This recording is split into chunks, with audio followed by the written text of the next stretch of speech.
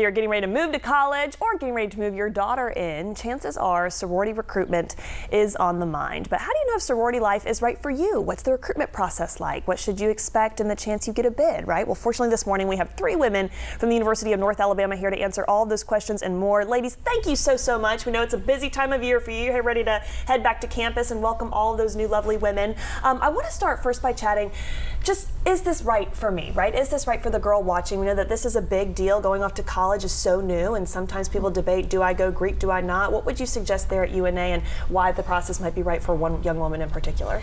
So I think that going Greek, especially Panhellenic, is right for every girl coming to campus.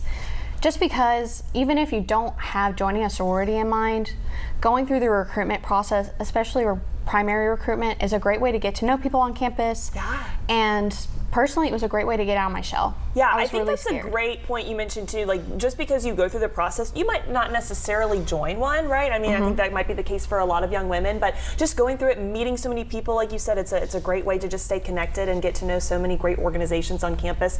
And so with that, ladies, let's also talk the actual recruitment process, because there's a lot, I think girls, again, we're already coming to campus for the first time, we're registering for classes and what have you, and now there are forms and all kinds of different outfits for different nights, right? What does that recruitment process look like, especially there at UNA? So recruitment is going to start on a Thursday night. We're going to have P&M kickoff, or potential new member kickoff, where the girls are going to first learn about financial expectations. They're going to meet their recruitment counselors in person for the first time and just kind of get acquainted with what they need to be expecting for the rest of recruitment. Wonderful, wonderful. And then the next day we're going to have our first official round. It's called Philanthropy Round, and that is when chapters will go through their financial transparency. So all potential members will get to know what is expected of them financially, so they're not going in blind, because it is a financial commitment as well as a time commitment. And they will also be telling everybody about their philanthropies, the cause that they raise money for and volunteer with throughout the year. Yeah, it's a wonderful organization, certainly on campus. Your second night of formal recruitment is going to be Sisterhood Night. On Philanthropy Round, you'll go to all 4 sororities on campus, and then on Sisterhood, ideally, you'll dwindle it down to 3. So Sisterhood is going to be more personal. The rounds are going to be like a little bit longer. It's going to be more learning about the sisterhood, the sentimental side of recruitment, and kind of finding more your place. Yeah. Again, we know it's so beneficial for so many women in so many ways. And with that too, ladies, though, I imagine girls are nervous, right? I mean, this is a big thing. A lot of times they think, the 4 years are going to depend on what group that I pledge, right? But walk me through any just kind of words of wisdom. Obviously, being yourself, right? Take a deep breath. But any other kind of conversational tips? At the end of the day, this is just a conversation, right? Yeah, it's a great way to talk to people, get to know people. Even we encourage upperclassmen to go through recruitment as well. If you're a sophomore, if you're a junior or senior, you still have value to add to that chapter. And I really see, as the director of fraternity and sorority life, I see the lifelong benefit. I'm a national volunteer for my sorority, so it still pays dividends in my life and the relationships that I've had since I joined in college. Yeah, leaves a lasting legacy for sure. And I want to even chat more specifically about UNA, because you guys have a really rich history of fraternity and sorority life there, right? Walk me through what that looks like on campus. Yeah, so we just finished celebrating our 50th year of fraternity and sorority life, which is an incredible milestone. We are now in the 51st year, but sororities were founded at UNA in 1973, and so we have all really had a wonderful time recognizing how rich the history has been, and getting to still speak to those founders and charter members who are still with us, having them come back to campus and getting to build relationships and see how the community's grown since they were at Florence State Teachers College back in the day, and now we're University of North Alabama.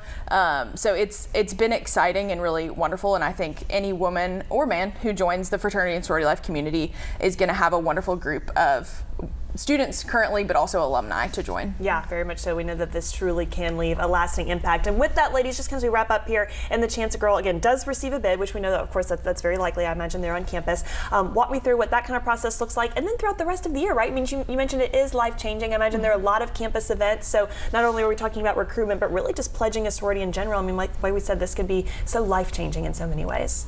Yeah, so on bid day, if a girl is receiving a bid, she will come to the campus. We usually hold like bid opening in the GUC. Okay. And then if she opens her bid, she's gonna be excited, whatever.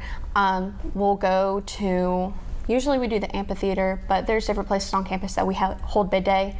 And each recruitment group is going to go to the amphitheater, and the recruitment counselor is going to call their name, and they're going to run home to their sorority. And after that, all the sororities will part ways, and they'll hold smaller celebrations among the chapter for their new members, and they'll get to meet the chapters because you can't meet everyone in your chapter during recruitment.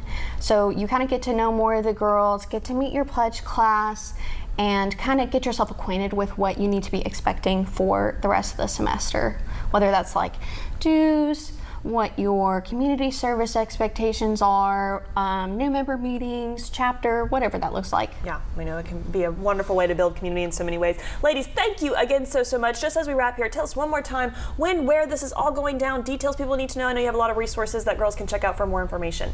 Yeah, so we are accessible at una.edu/CPH. Or on Instagram at UNA_CPH. Yeah, and recruitment is August 30th through September 2nd. September 2nd. Yeah, perfect. You see those details there on your screen. Ladies, thank you again so much. And hey, thanks for making that drive over from Florence. We wish you all well back at UNA, and we know it's going to be a wonderful school year for you too. So thank you again so much. Thank you as well. Appreciate you guys being here. Thank you so much.